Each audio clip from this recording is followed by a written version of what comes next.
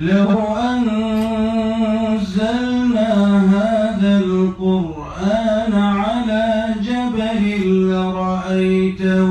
خاشعا لو أنزلنا هذا القرآن على جبل لرأيته خاشعا متصدعا من خشية الله وتلك الأمثال نضربها للناس لعلهم يتفكرون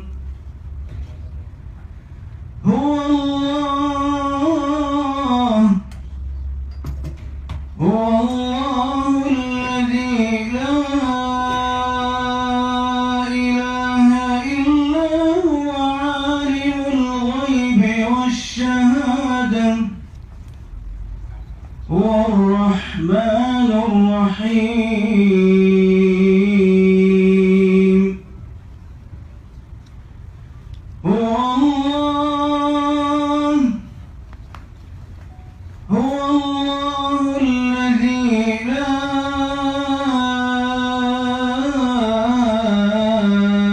إله إلا هو الملك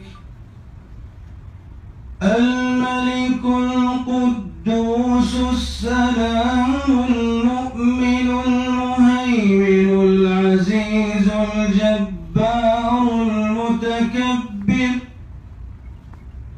سبحان الله عما يشركون هو الله الخالق البارئ المصور له الأسماء الحسنى يسبح له ما في السماوات والأرض يسبح له ما في السماوات والأرض يسبح له ما في السماوات والأرض وهو